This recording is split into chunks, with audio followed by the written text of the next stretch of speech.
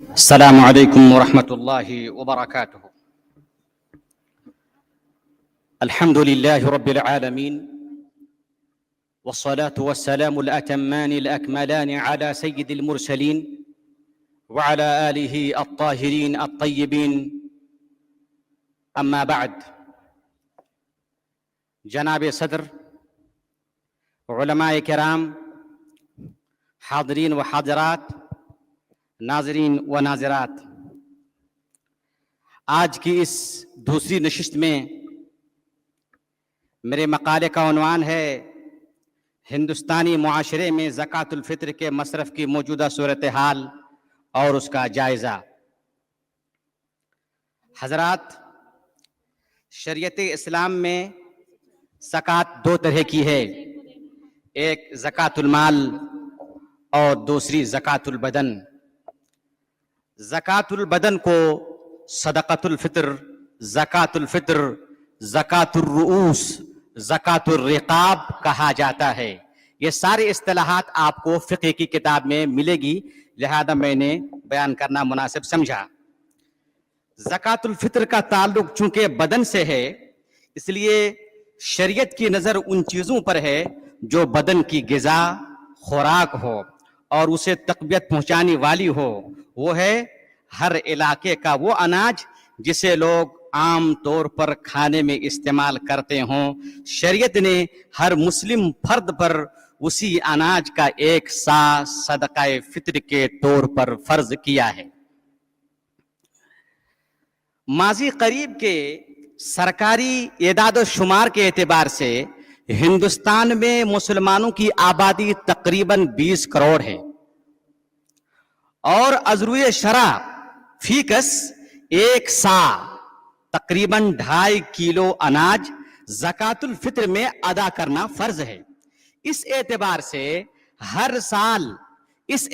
سے ہر سال ہندوستان میں زکوٰۃ الفطر تقریباً 50 کروڑ کلو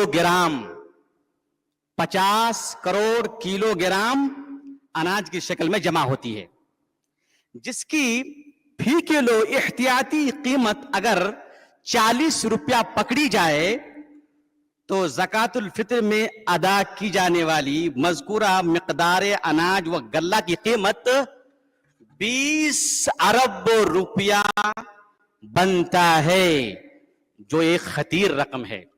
سوال یہ ہے کہ اتنی بھاری مقدار اناج و غلہ کا شرعی مصرف کیا ہے؟ سب سے پہلے اس مسئلے کو جاننے کے لیے دو اجماع کا جاننا ضروری ہے، اور اس مسئلے میں بنیادی طور پر دو اختلاف ہے جسے ہمیں جاننا ضروری ہے. اگر ہم ان 4 باتوں کو جان گئے تو تقریباً میں سمجھتا ہوں کہ مسئلے کا حل ہو جائے گا، اور سارے مسائل جو اس کے بعد آئیں گے اس کا حل آپ آسانی سے نکال لے جائیں گے.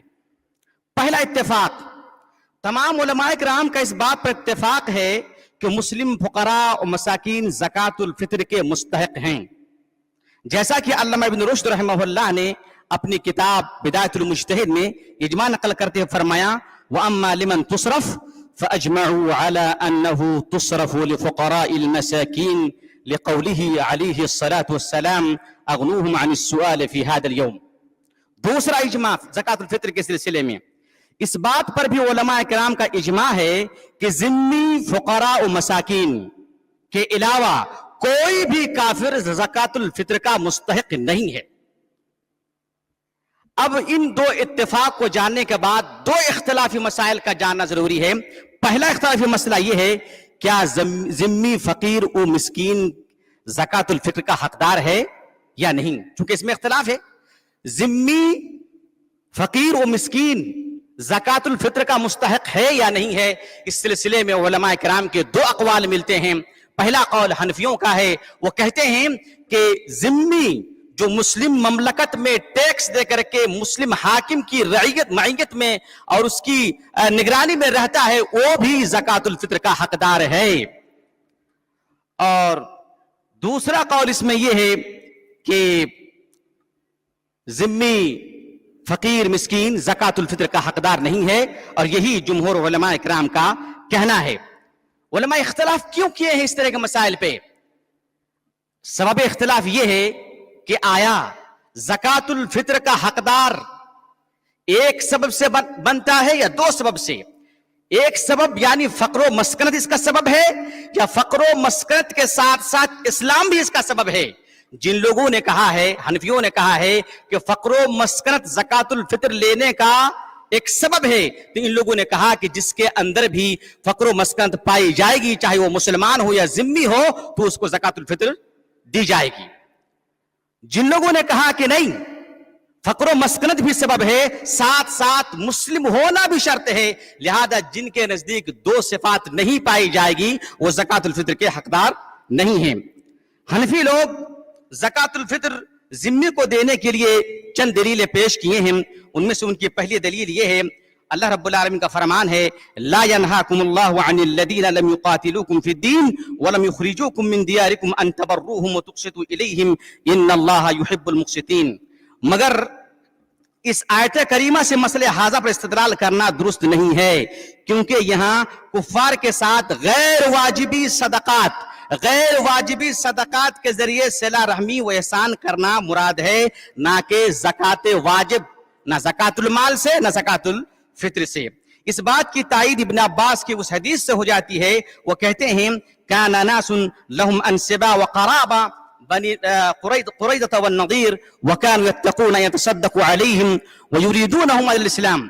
بنو قریظہ اور بنو نذیر کے کچھ لوگوں کے ساتھ بعد صحابہ کرام کی رشتہ داری اور قرابت داری تھی، اور یہ مسلمان ان پر صدقات کرنے سے کتراتے تھے اور چاہتے تھے کہ مشرف اسلام ہو جائیں، تو اللہ تعالیٰ نے یہ آیت نازل فرمائی لیس علیک ھداھم ولکن اللہ یہدی من یشاء وما تنفقوا من خیر فلانفسکم وما تنفقون الا ابتغاء وجہ اللہ وما تنفقوا من خیر یوفی الیکم وانتم لا تظلمون۔ دوسری دلیل ان لوگوں کی یہ ہے کہ کہتے ہیں ابو میسرہ ایک تابعی ہیں، ان سے وہ اپنے زمانے کے ذمی رہبان کو زکوٰۃ الفطر دیا کرتے تھے، مگر یہ جو دلیل ہے یہ کئی ناحیے سے درست نہیں ہے۔ اس کا پہلا جواب یہ ہے کہ یہ تابعی کا قول ہے، اور تابعی کا قول نہ حجت ہے نہ دلیل ہے، یہ مقطوع روایت ہے۔ دوسری بات یہ ہے کہ مقطوع ہونے کے ساتھ ساتھ ضعیف بھی ہے، اس لیے کہ اس کے اندر ایک راوی ہے ابو اسحاق السبیعی جو مدلس ہیں، اور اس سند میں انہوں نے عنانہ کے ساتھ روایت کی ہے، اور آپ تمام کو معلوم ہے کہ مدلس راوی جب عنانہ کے ساتھ روایت کرے تو اس کی روایت ضعیف قرار پاتی ہے۔ اس مسئلے میں راجح قول یہی ہے کہ ذمی، فقیر اور مسکین زکوٰۃ الفطر کا حقدار نہیں ہے، اور اللہ کے رسول صلی اللہ علیہ وسلم کی حدیث تحمۃ للمساکین سے مراد مساکین المسلمین ہے، جیسا کہ محدثین اکرام کی ایک بڑی تعداد نے اس کی صراحت کی ہے، اگرچہ اس کی صراحت کی ضرورت نہیں تھی، تاہم علماء نے اس کی صراحت کی ہے، لہذا پتہ چلا کہ ذمی، فقیر، مسکین اس کے حقدار نہیں ہیں۔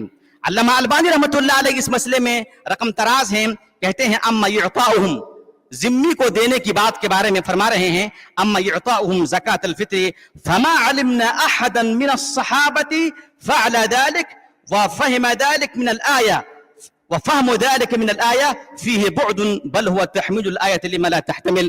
کہتے ہیں کہ مجھے نہیں معلوم کہ کسی صحابی نے ذمی، فقیر اور مسکین کو زکاۃ الفطر دیا ہو، اور جن لوگوں نے مذکورہ آیات سے لا ینہاکم اللہ سے سمجھا کہ اس میں دوسروں کے ساتھ ہمدردی کرنے کا اللہ رب الاشارہ دیا ہے، اس آیت کو ذمی، فقراء اور مساکین محمول کرنا یہ درست نہیں ہے، جائز نہیں ہے۔ دوسرا اختلافی مسئلہ جو سب سے اہم ہے اور جو آج کے مقالے کا لب لباب ہے وہ یہ ہے کہ زکوٰۃ الفطر میں فقراء اور مساکین کے علاوہ اور بھی کسی کا حق ہے یا نہیں ہے، اس کو ہمیں اچھی طرح سے سمجھنا ہے۔ اس سلسلے میں علماء کرام کے دو اقوال ملتے ہیں۔ پہلا قول یہ ہے کہ زکوٰۃ الفطر کا مصرف بعینہ ہی زکوٰۃ المال کا مصرف ہے، یعنی جو 8 مصارف زکوٰۃ المال کے ہیں وہی 8 مصارف زکوٰۃ الفطر کے ہیں۔ یہ جمہور علماء کرام حنفیہ، شافعیہ، حنابلہ اور ظاہریہ کا قول ہے۔ یہ لوگ دلیل کے طور پر بیان کرتے ہیں، کہتے ہیں قرآن مجید میں سورہ توبہ میں اللہ رب العالمین نے فرمایا انما الصدقات للفقراء والمساکین والعاملین علیہا والمؤلفۃ قلوبهم وفی الرقاب والغارمین وفی سبیل اللہ وابن السبیل فریضۃ من اللہ واللہ علیم حکیم. کہتے ہیں کہ یہاں اللہ رب العالمین نے صدقات کہا ہے، صدقات کہا ہے، اور صدقات کو فقراء، صدقات میں صدقہ مال بھی ہے شامل ہے، صدقہ فطر بھی شامل ہے، صدقہ تطوع بھی شامل ہے. لہذا صدقات کے عموم میں زکوٰۃ الفطر شامل ہونے کی وجہ سے یہ آٹھوں قسم کے لیے جائز ہے. ان لوگوں کی دوسری دلیل کہہ رہے ہیں کہ زکوٰۃ الفطر میں اور زکوٰۃ المال میں کافی مشابہت ہے، لہذا جو زکوٰۃ المال کا مصرف ہے وہی زکوٰۃ الفطر کا بھی مصرف ہے. دوسرا قول یہ ہے کہ زکوٰۃ الفطر کا مصرف صرف اور صرف فقراء اور مساکین ہے، اس کے علاوہ اور کوئی نہیں، اور یہ قول مالکیہ کا ہے اور امام احمد بن حنبل رحمہ اللہ کا ہے. دلیل ان کی یہ ہے، حضرت ابن عباس رضی اللہ تعالیٰ عنہ کی روایت ہے، وہ کہتے ہیں فرض رسول اللہ صلی اللہ علیہ وسلم صدقۃ الفطر طہرۃ للصائم من اللغو والرفث وطعمۃ للمساکین. رسول اللہ صلی اللہ علیہ وسلم نے صدقۃ الفطر روزہ دار کو لغو اور فحش سے پاک کرنے اور مساکین کے کھانے کے بندوبست کرنے کے لیے فرض کیا ہے. اس میں وجہ استدلال یہ ہے کہ حدیث میں طعمۃ للمساکین کا جو لفظ ہے یہ مفعول لہو ہے، جو زکوٰۃ الفطر کی فرضیت کی غایت و مقصد بتاتا ہے، جس سے واضح ہوتا ہے کہ زکوٰۃ الفطر مساکین کے لیے خاص ہے اور صرف یہی لوگ اس کے حقدار ہیں. دوسری دلیل یہ ہے کہ اللہ تعالیٰ نے جس طرح سے آیت زہار میں زہار کے کفارہ کو مسکین کے ساتھ خاص کیا ہے، اسی طرح سے حدیث ابن عباس میں طعمۃ للمساکین کہہ کر کے زکوٰۃ الفطر کو مساکین کے لیے خاص کیا ہے، لہذا اس کا مصرف صرف وہی لوگ ہوں گے. تیسری دلیل زکوٰۃ الفطر ایک مالی عبادت ہے اور اسے صحیح مصرف میں خرچ کرنا بھی عبادت ہے، اور عبادت میں اصل توقیف ہے. زکوٰۃ الفطر کے مصرف کے سلسلے میں فقراء و مساکین کے علاوہ نہ تو اللہ نے اور نہ اس کے رسول صلی اللہ علیہ وسلم کی طرف سے اور نہ خلفائے راشدین میں سے کسی سے ثابت ہے یا منقول ہے کہ انہوں نے زکوٰۃ الفطر زکوٰۃ المال کے آٹھوں مصرف میں خرچ کیا ہو، بلکہ فقط مساکین و فقراء کے مابین اسے صرف کرنے کا ثبوت کئی احادیثوں میں ملتا ہے. چوتھی دلیل ان لوگوں کی یہ ہے کہ کفارات کے جو مال ہیں، جو کفارات کے مال ہیں، اس مال میں اور زکوٰۃ الفطر میں کافی مشابہت ہے. مشابہت اس طرح سے ہے کہ شریعت نے زکوٰۃ الفطر میں مطعومات اور غذا واجب فرمایا ہے، جس طرح کفارہ میں کھانا اور غذا واجب فرمایا ہے، جبکہ زکوٰۃ المال میں جن سے مال سے زکوٰۃ نکالی جاتی ہے، چنانچہ جس طرح کفارہ کے مستحقین فقراء و مساکین ہیں، اسی طرح زکوٰۃ الفطر کے مستحقین بھی زکوٰۃ الفطر کے مستحقین بھی فقراء و مساکین ہیں. مسئلے میں راجح قول یہی ہے کہ دلائل کی روشنی میں آخری قول یعنی مالکیہ احمد بن حنبل، یعنی جو لوگ کہتے ہیں کہ زکوٰۃ الفطر کا مصرف صرف اور صرف فقراء مساکین ہے، یہی راجح قول ہے. علامہ ابن قیم رحمہ اللہ نے، ابن تیمیہ نے، شوکانی نے، ابن باز نے، ابن عثیمین نے اور محدث زمانہ علامہ البانی رحمۃ اللہ علیہ نے اسی قول کو راجح قرار دیا ہے. علامہ ابن تیمیہ رحمۃ اللہ علیہ رقم تراز ہیں، کہتے ہیں فلا يجزئ اطعامها الا لمن يستحق الكفاره وهم الاخذون لحاجه انفسهم فلا يعطى منها في المؤلفه ولا في الرقاب ولا غير ذلك وهذا القول اقوى في الدليل. علامہ ابن قیم رحمۃ اللہ علیہ فرماتے ہیں وكان من هديه صلى الله عليه وسلم تخصيص المساكين بهذه الصدقة ولم يكن يقسمها على الأصناف الثمانية قبضة ولا أمر بذلك. اس مسئلے کے سلسلے میں چند شبہات اور اس کا علاج، ان کا ازالہ.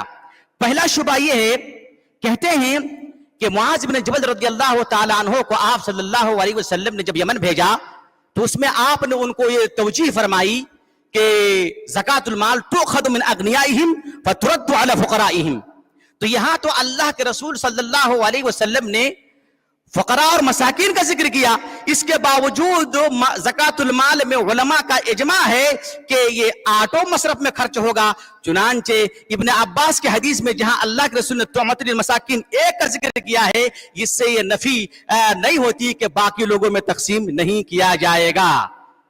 اس شبہ کا جواب یہ ہے، مختصر جواب یہ ہے کہ اگر زکات المال کے مصرف کے سلسلے میں صرف معاذ بن جبل والی صرف اگر حدیث ہوتی تو ہم بھی کہتے کہ زکات المال کا مصرف صرف جو ہے فقراء مساکین ہے، لیکن معاذ بن جبل کے حدیث کے علاوہ قرآن کریم میں زکات المال کے مصرف کے سلسلے میں واضح نص آ چکی ہے، لہذا آپ کا اشکال یا ان کا اشکال کارگر اور بے سود ہے۔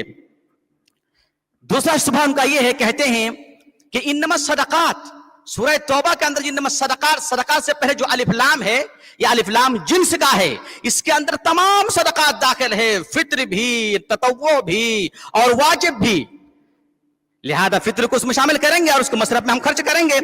اس کا جواب یہ ہے کہ براہ کرم یہ نہ سمجھیں، بلکہ محدثین کرام یا مفسرین کرام کی روشنی میں قرآن کو سمجھنے کی ہم کوشش کریں گے۔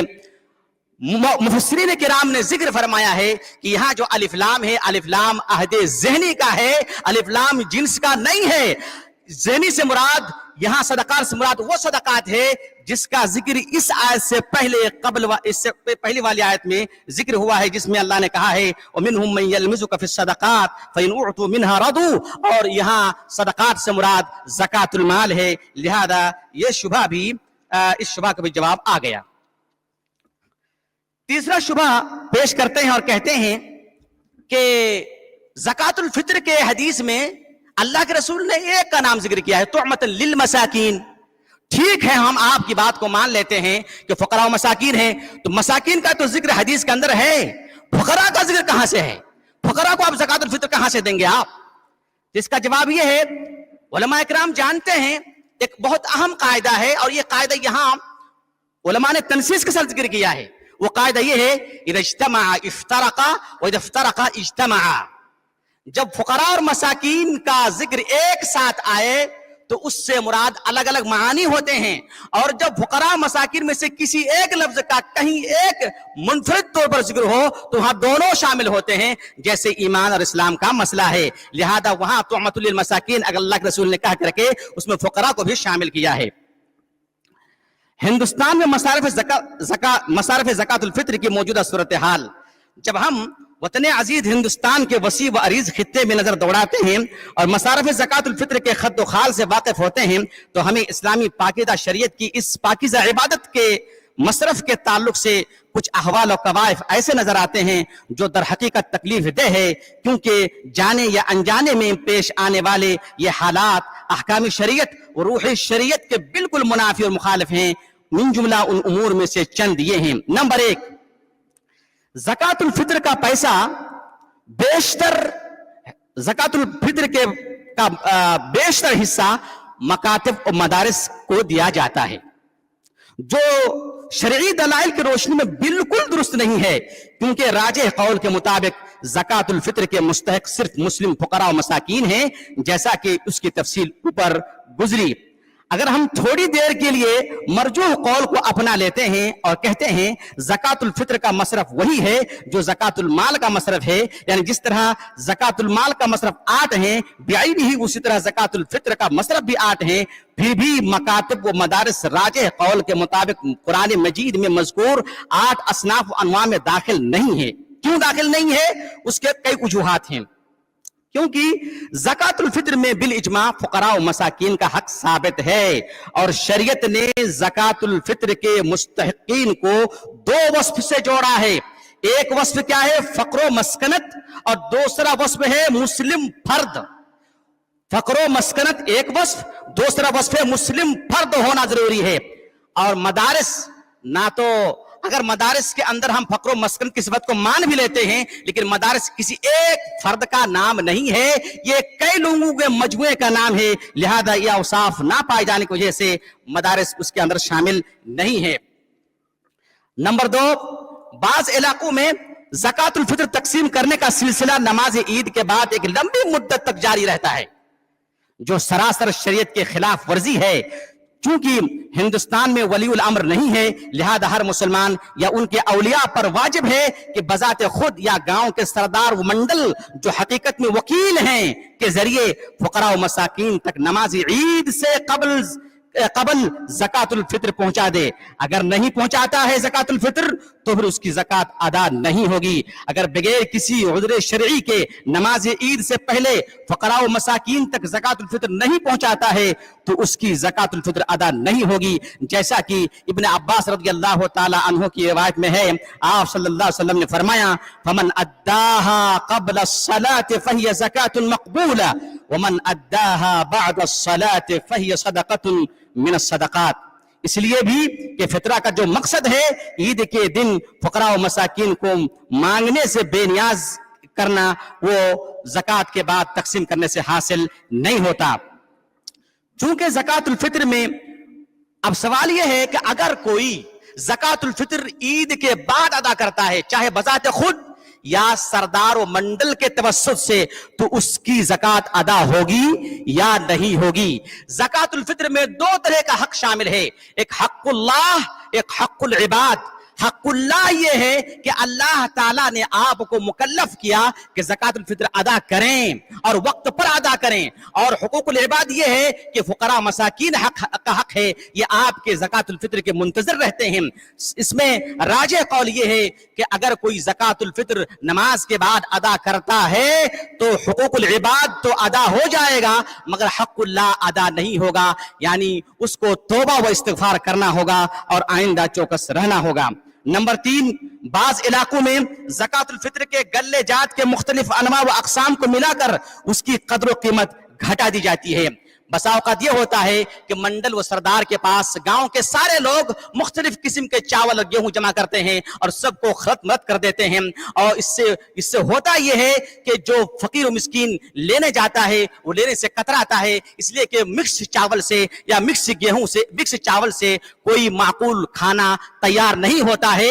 اور اسی طرح سے جب ان کو زکوٰۃ الفطر کے ذریعے اپنی کوئی حاجت پوری کرنی ہوتی ہے, اسے بیچنے کی ضرورت پڑتی ہے, تو پھر یہ مکس چاول یا مکس چیزیں اس کو مول بھاؤ, لوٹ بھاؤ کی قیمت میں اس کو بیچنا پڑتا ہے, جس سے ہمارا ایک عظیم سرمایہ جس کا تخمینہ, احتیاطی تخمینہ میں نے 2 ارب بتایا ہے, اس کی قیمت گھٹ جاتی ہے اور اس کا مقصود فوت ہو جاتا ہے. اس کا حل یہ ہے کہ زکوٰۃ الفطر کے موسم میں ہر کوئی زکوٰۃ الفطر ایک کیٹ میں داخل کر کے اس میں نام لکھ دے کہ یہ پھلاں چاول ہے, بسمتی ہے, موٹا ہے, اور سردار کے پاس جمع کرے یا فقراء مسکین کے پاس جمع کرے, تاکہ وہ اپنے حساب سے اس کو استعمال کر سکے, اس کو بیچ بھی سکے. یا اگر اللہ تعالیٰ نے کسی کو توفیق دی ہے تو کوئی ایک کمپنی کھولے, چھوٹی موٹی کمپنی, جس میں کٹس بنائے اور زکوٰۃ الفطر کے موسم پہ اس کو بیچے, تقسیم کرے, تاکہ لوگ اس میں چاول ڈال کر کے, گیہوں ڈال کر کے, یا خود ہی 2.5 کلو 1 سا کی بوری بنا کر کے موسم عید میں تقسیم کرے, تو اس سے مسئلہ حل ہو جاتا ہے. نمبر 4, ہندوستان میں ملاحظہ کیا جاتا ہے کہ کچھ مچندین حضرات عاملین علیہا کو بنیاد بنا کر زکوٰۃ الفطر سے اجرت لیتے ہیں. پہلی بات تو یہ ہے کہ عاملین علی الزکا وہ ہے جسے مسلم حاکم وقت نے یا اس کے نائبین نے انتخاب و معمور کیا ہو. اس کے برخلاف جسے عام آدمی منتخب کرے, شریعت کی روشنی میں وہ عامل علیہا نہیں ہے, وہ حقیقت میں وکیل ہے. مستحقین زکوٰۃ الفطر کے مسئلے میں بیان کر چکا ہوں کہ صحیح قول کے مطابق زکوٰۃ الفطر کا مصرف صرف فقراء اور مساکین ہیں, لہذا زکوٰۃ الفطر میں عاملین علیہا کا کوئی حق نہیں بنتا. زکوٰۃ اصولی پر پرسنٹیج لینا یا اس سے اجرت لینا, اس کی تفصیل اس سے پہلی والی بحث میں آئی تھی, اور میں آپ لوگوں کو بتاتا چلوں کہ اگر کوئی شخص ولی الامر کے پاس زکوٰۃ الفطر ادا کرتا ہے تو اس کی زکوٰۃ ادا ہو جاتی ہے, اور اگر فقراء تک پہنچانے کے لیے ولی الامر نہیں ہے یا ولی الامر کے عامل نہیں ہے تو بذات خود زکوٰۃ ادا کرنا ہوگا. اس لیے کہ اللہ نے فرمایا من اداہا فاعل ہے, زکوٰۃ ادا کرنے والا صاحب زکوٰۃ آپ ادا کیجئے.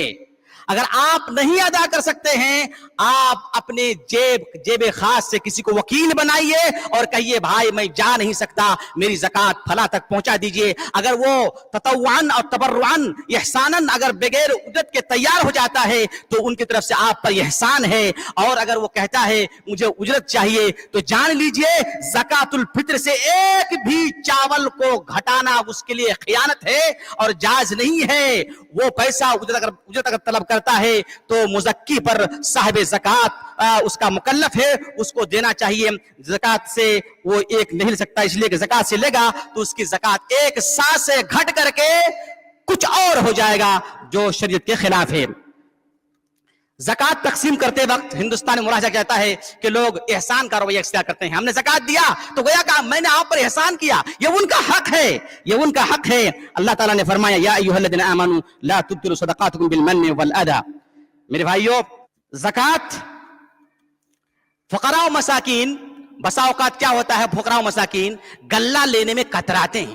وہ کہتے ہیں مجھے پیسہ چاہیے, مجھے پیسہ چاہیے. میں نے اس سے پہلے ذکر کیا اور بتایا اشارتاً کہ صحیح بات یہ ہے کہ زکات الفطر میں غلہ ہی دینا شریعت کا پیغام ہے اور شریعت کا حکم ہے. یہی اصل ہے, یہی دینا چاہیے اور یہی اسی رائے پر اب تک قائم ہوں. ہاں مجھے معلوم ہے کہ بہت سارے علماء کرام پیسے کی بھی قائل ہیں, لیکن آج تک میرا دل اس میں مطمئن نہیں ہوتا ہے. اور کوئی اگر کہتا ہے تو ان کا فتویٰ ان کے پاس, لیکن صحیح بات یہ ہے کہ غلہ ہی دینا ہوگا. فقراء و مساکین غلہ لینے میں کتراتے ہیں, کہتے ہیں کہ ہم کو پیسہ چاہیے. ان کو یہ بتانا ہے کہ یہ عبادت ہے اور ہم آپ کی خاطر اپنی عبادت کو برباد نہیں کر سکتے. دوسری بات یہ ہے کہ ہندوستان میں یہ کہنا فضول اور بکواسی ہے. وہ اس لیے کہ ہندوستان میں جو راشن ملتا ہے ہفتہ ہفتہ ہر کوئی وقت سے پہلے پہنچا رہتا ہے تھیلی لے کر کے یا سامان لے کر کے. تو جب وہاں ملتا ہے تو وہاں کہنی نہیں کہہ پاتے اور نہیں بولتے کہ مجھے جو ہے یہ نہیں چاہیے سرکار جی, ہم کو پیسہ چاہیے, یہ ہمارے لیے آسان ہے. اور جب عبادت کی بات آتی ہے, اپنی مصلحت کی بات آتی ہے مسلمان میں, تو کہتے ہیں مجھے پیسہ چاہیے, مجھے غلہ نہیں چاہیے. میرے بھائیوں, لہذا طرفین سے ہم کو کمپرومائز کرنا ہوگا اور اس کو عبادت سمجھ کر لینا ہوگا. باتیں اور تھیں, لیکن اللہ تعالیٰ سے دعا ہے کہ اللہ رب العالمین ہم کو مصرف زکات کو سمجھنے اور مصرف زکات الفطر کو مصرف زکات میں صرف کرنے کی توفیق عطا فرمائے. اقول قولی ھذا واستغفر اللہ لی ولکم ولسائر المسلمین فاستغفروہ انہ ھو التواب الرحیم. السلام علیکم ورحمۃ اللہ وبرکاتہ.